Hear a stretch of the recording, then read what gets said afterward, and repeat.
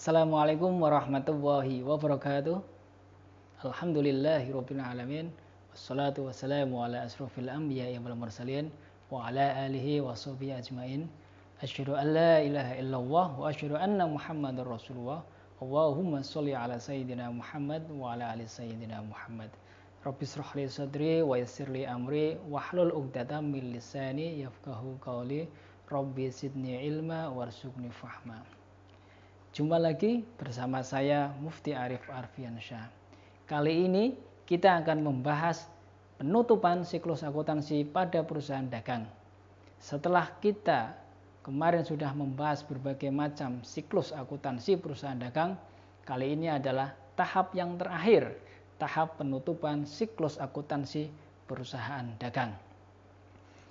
Kita mencoba melihat kembali siklus akuntansi pada perusahaan dagang, dimulai dari tahap transaksi, kemudian kita sudah melakukan penjurnalan, baik menggunakan jurnal khusus, jurnal umum, kemudian kita melakukan posting ke dalam buku besar pembantu utama, dan juga melakukan perekapan, dalam hal ini membuat neraca saldo. Setelah itu sudah kita buat juga jurnal penyesuaian pada akun-akun yang perlu disesuaikan. Kemudian kita sudah membantu dalam hal penyusunan laporan keuangan dengan cara menyusun kertas kerja atau neraca lajur.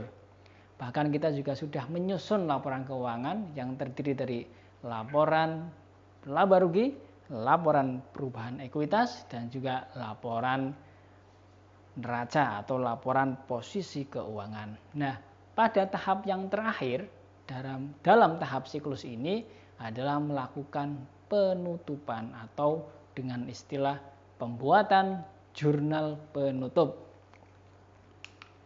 Jurnal penutup dapat kita lakukan dengan melakukan proses pemindahan akun nominal ke dalam akun-akun real.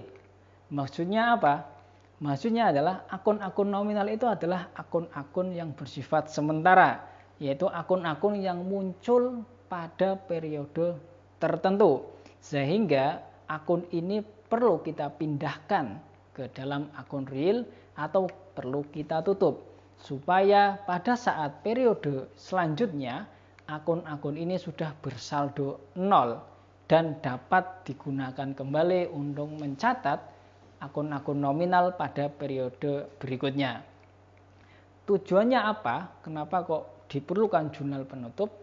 Supaya perusahaan dapat melihat, perusahaan dapat menilai beban-beban ataupun akun-akun ataupun pendapatan penjualan pada periode per periode. Sehingga di dalam akuntansi, pendapatan dan beban itu selalu dikaitkan dengan periode tertentu. Sehingga tidak boleh kita mengaitkan dengan periode tahun pertama, tahun kedua, karena di dalam akuntansi membutuhkan penyekatan dalam hal ini per periode akuntansi, bisa 1 tahun ataupun 1 bulan. Tetapi dalam kaidah yang berlaku digunakan periode akuntansi dalam waktu 1 tahun. Nah, bagaimana langkah-langkah kita dalam menyusun jurnal penutup? Nah, sebenarnya jurnal penutup ini karena hanya untuk mengenolkan ataupun memindahkan akun-akun nominal, maka langkahnya cukup simpel, yaitu ada 4 bagian atau 4 akun utama yang perlu kita tutup. Yang pertama adalah menutup akun pendapatan. Pendapatan yang timbul pada periode itu seperti penjualan, pendapatan bunga, pendapatan retur pembelian, ada potongan pembelian, dan sebagainya, itu nanti harus kita tutup.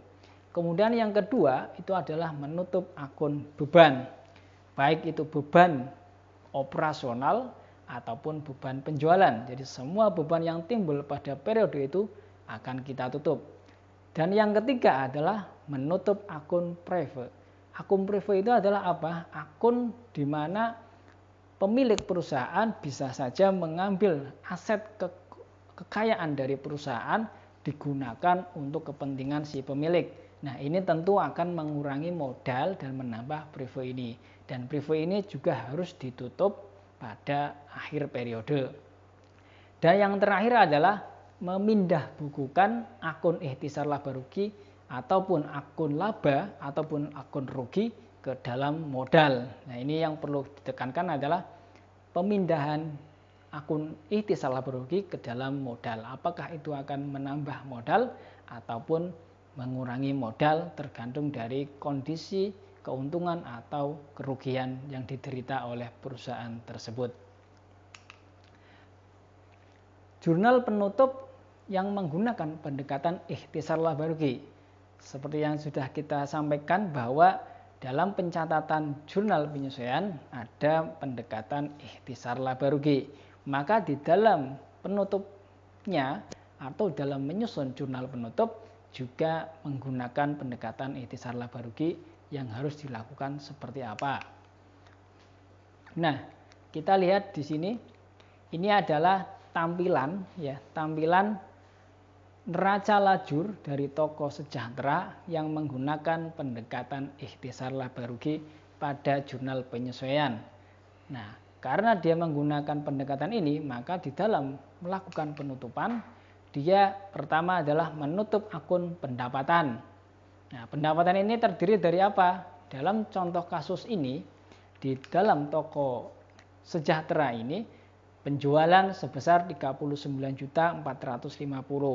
Kemudian ada retur pembelian 250.000, kemudian ada potongan pembelian 50.000. Sehingga kita kreditkan dengan akun ikhtisar laba rugi sebesar 39.750.000 merupakan penjumlahan dari akun penjualan, retur pembelian, dan potongan pembelian.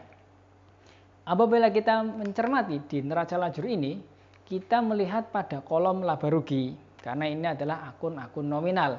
Kita perhatikan di dalam kolom laba rugi, kemudian di bagian kredit kita akan melihat angka-angka milik akun penjualan, kemudian milik akun retur pembelian, milik akun potongan pembelian, dan juga ada akun ikhtisar laba rugi. Nah, inilah nanti yang tinggal kita tutup pada menutup akun pendapatan tersebut.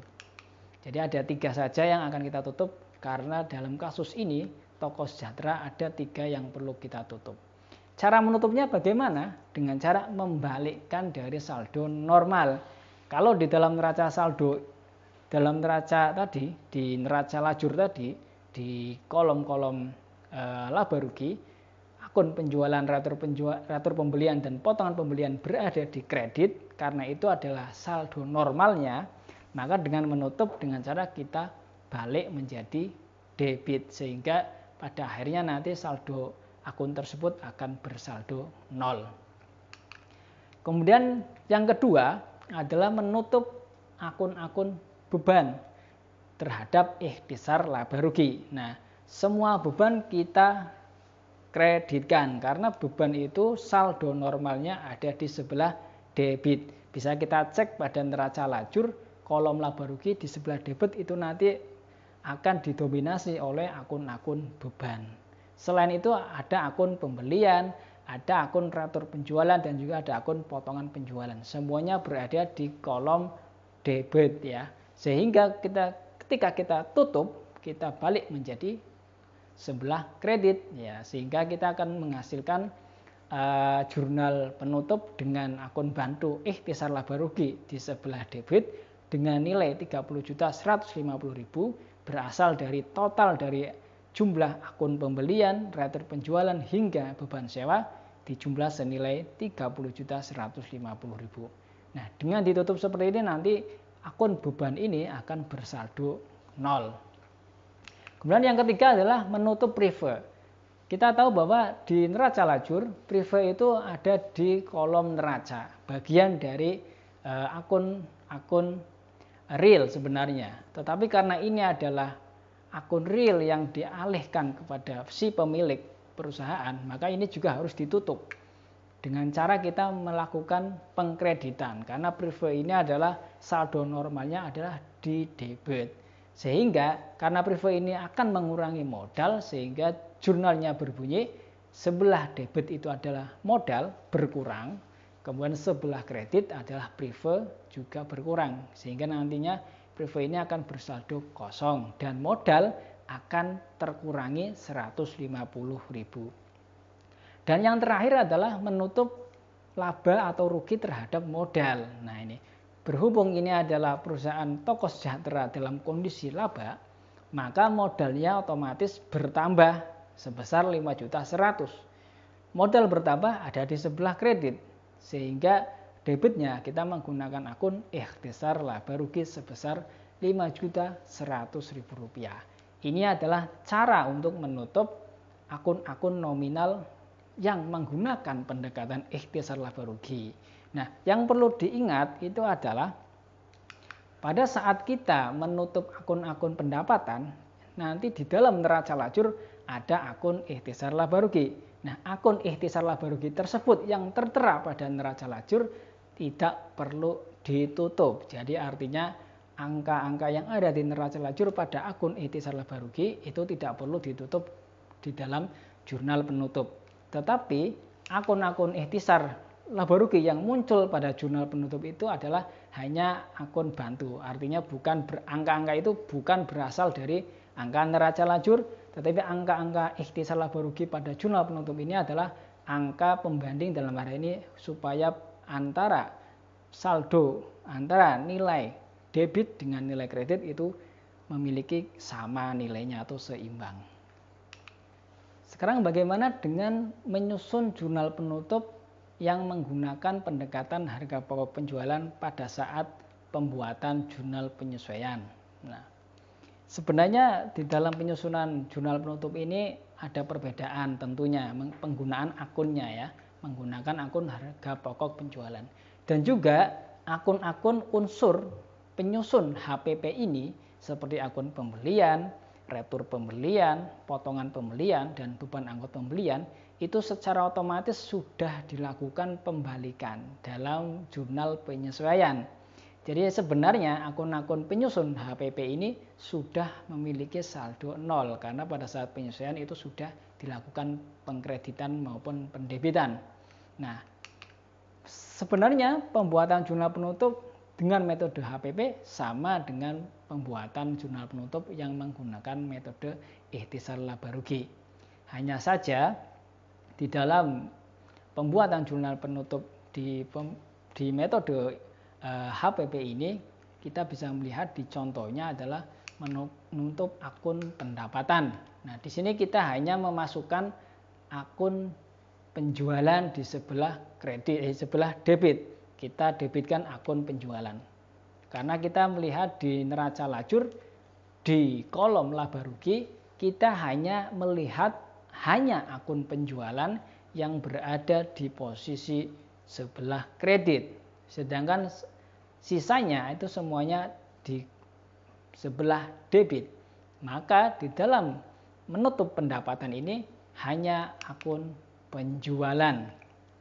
Dan ingat, walaupun ini menggunakan pendekatan HPP dalam hal penyesuaian tadi, tetapi dalam jurnal penutup ini kita tetap menggunakan akun ikhtisar laba rugi sebesar 39.450.000 yang berasal dari pendebitan akun penjualan. Selanjutnya pada akun beban-beban. Ini juga sama ya. Di akun ini di dalam pembuat jurnal penutup ini juga sama dengan metode yang ikhtisar laba rugi. Hanya bedanya di sini tidak ada akun pembelian. Karena tadi sudah saya sampaikan akun pembelian, retur pembelian, dan potongan pembelian semuanya sudah bersaldo nol pada saat dibuatkan jurnal penyesuaian. Sehingga di dalam menutup beban ini yang kita masukkan hanya akun-akun beban, kemudian ada retur penjualan, potongan penjualan, dan juga harga pokok penjualan yang dapat kita lihat pada neraca lajur di sebelah debit pada kolom laba rugi. Itu semuanya kita kreditkan karena akun-akun tersebut bersaldo normal di debit. Kemudian selanjutnya adalah menutup prive, sama ya. Baik prive maupun menutup laba ke dalam modal sama caranya dengan penggunaan metode ikhtisar laba rugi. Jadi intinya hanya berbeda pada menutup pendapatan dan juga menutup akun beban. Nah, jangan lupa setiap dibuatkan jurnal itu harus dilakukan posting jurnal ke dalam buku besar. Nah, ini jurnal penutup juga harus dilakukan posting ke dalam buku besar supaya antara hasil akhir laporan keuangan pada neraca itu akan memiliki saldo yang sama dengan saldo-saldo akun pada buku besar. Sebagai contoh, kita tampilkan buku besar untuk akun penjualan, akun pembelian, dan akun beban iklan. Bisa kita perhatikan pada akun penjualan, di situ ditampilkan bahwa tanggal 31 Desember ada jurnal penjualan ya. Posting dari jurnal penjualan sebesar 22.950.000 sebelah debit. Kemudian ada dari jurnal kas masuk sebesar 16.500.000 rupiah sehingga saldo menjadi 39.450.000.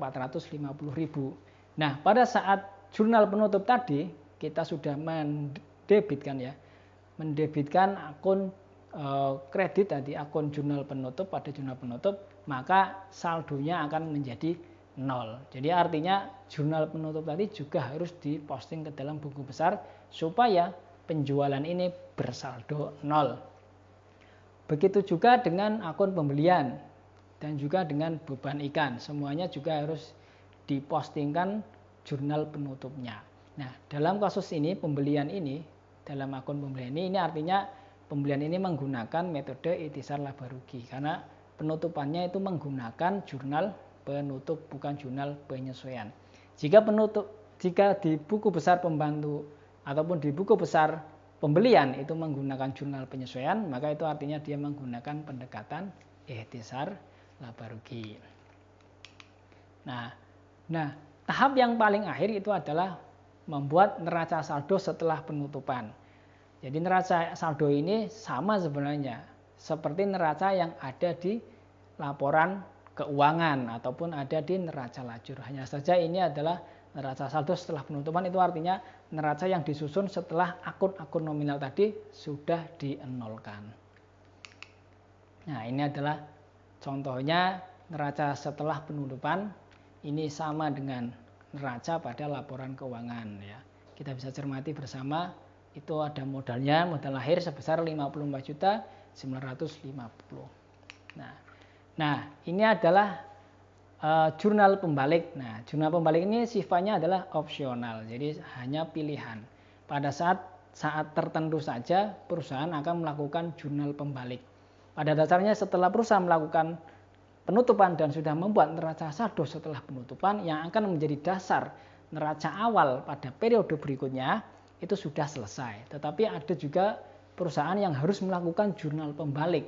Nah, apa itu jurnal pembalik? Jurnal pembalik adalah jurnal ketika ada akun-akun real baru yang muncul. Nah, pada penyusunan jurnal penyesuaian biasanya muncul akun baru atau akun real baru, baik aset ataupun utang.